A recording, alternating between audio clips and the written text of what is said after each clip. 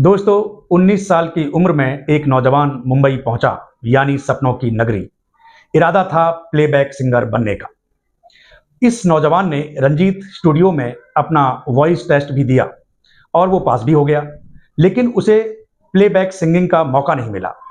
वजह ये थी कि उस ज़माने में ज़्यादातर जो फिल्म मेकर्स थे, जो स्टूडियोज़ थे, वो बड़े नाम वाले गायकों पर ज़्यादा भरोसा करते थे। उस ज़माने में मोहम्मद रफ़ी, मुकेश, मन्ना डे और तलत महमूद जैसे प्लेबैक सिंगर्स का बोलबाला था। तो इसी वजह से इस नौजवान को गायक बनने का मौका नहीं मिला। लेकिन इस नौजवान ने हार नहीं मानी और एक मोड़ पे आकर इसने अपना रास्ता ही बदल दिया। 31 मई 1925 को राहों में जन्मे राज खोसला को बचपन से ही म्यूजिक का शौक था। जैसा कि आप जानते हैं, मैं राज खोसला साहब के बारे में ही बात कर रहा हूं और आज का ये मेरा वीडियो भी उन्हीं को डेडिकेटेड है। तो राज खोसला साहब को बचपन से ही म्यूजिक का शौक था और वो उम्र बढ़ने के साथ साथ म्यूजिक के प्रति और भी दीवाने होते चले गए। वो प्लेबैक सिंगर बनना चाहते थे, जैसा कि मैंने आपको बताया, लेकिन उन्हें मौका नहीं मिला। लेकिन राज खोसला साहब ने प्लेबैक सिंगिंग की बजाय डायरेक्टर बनना चुना और उन्हें डायरेक्टर बनने का मौका भी मिल गया।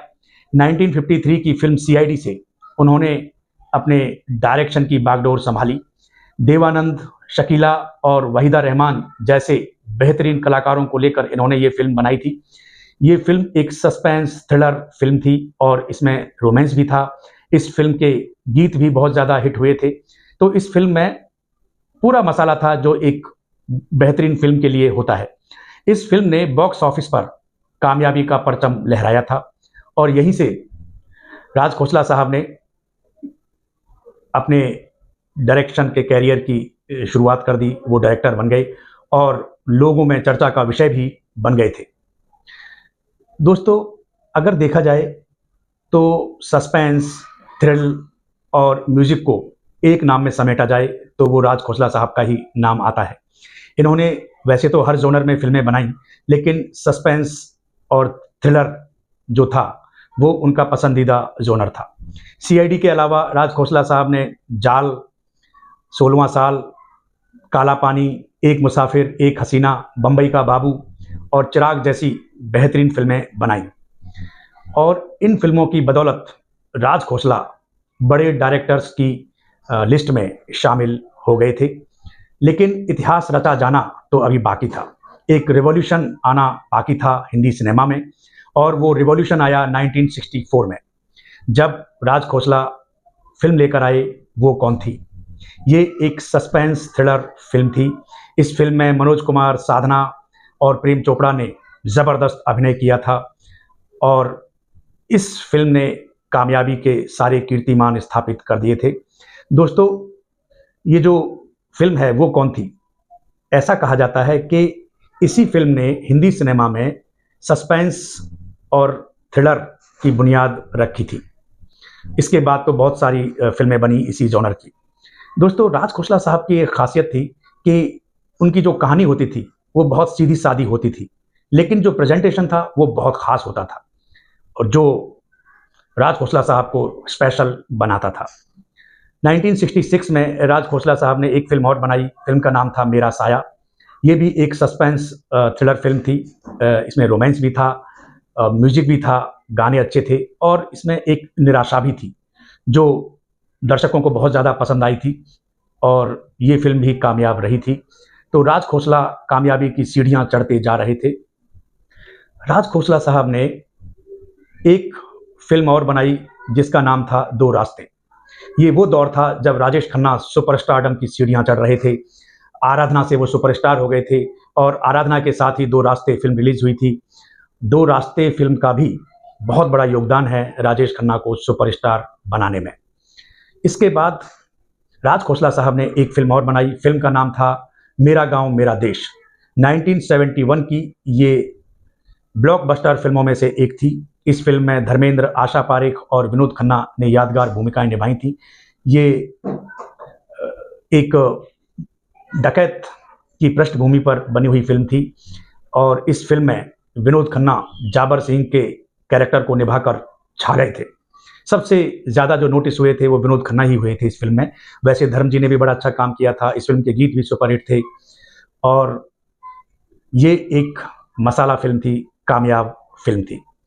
दोस्तों, जैसा कि कहा जाता है कि हर कहानी में जहाँ उत्थान होता है वहाँ पतन भी होता है और डाउनफॉल भी होता है उस कहानी का।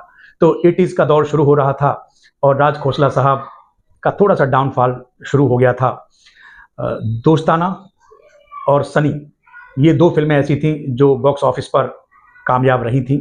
दोस्ताना तो बहुत अच्छी फिल्म थी, अमिताभ बच्चन, जीनत अमान और शत्रुघ्न सिन्हा इस फिल्म में अहम किरदारों में थे।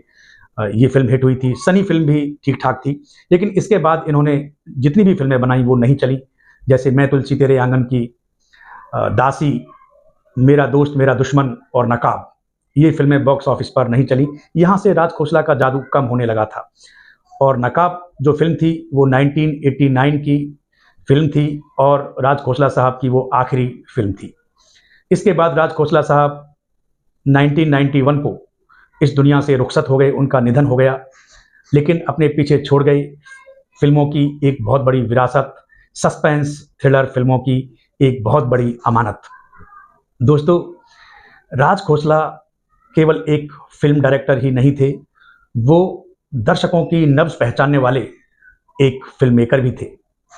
उनकी फिल्मों में सस्पेंस, थ्रिल और जो रोमांस हुआ करता था वो भी कमाल का होता था। दर्शक उसे बहुत ज़्यादा पसंद करते थे। दोस्तों, मेरा मानना है कि आप किसी भी जोनर की फिल्में बनाइए, लेकिन फिल्में ऐसी बनाइए जो दर्शकों को पसंद आएँ और आपकी ख्याति भी बढ़ाएँ। तो इस मामले में राज खोसला साहब बहुत आगे थे। राज खोसला साहब के बारे में अंत में इतना ही कहना चाहूँगा कि राज खोसला साहब ने जिस तरह की फिल्में बनाई, उन फिल्मों को देखकर लगता है कि उनकी जो निजी लाइफ थी वो भी थोड़ी रहस्यमयी थी, जिसे जितना समझा जाए वो राज उतना ही गहरा होता चला जाता है।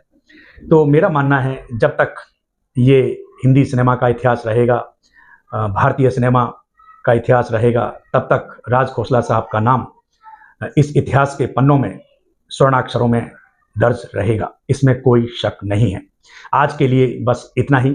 स्टे सेफ, टेक केयर, जय हिंद।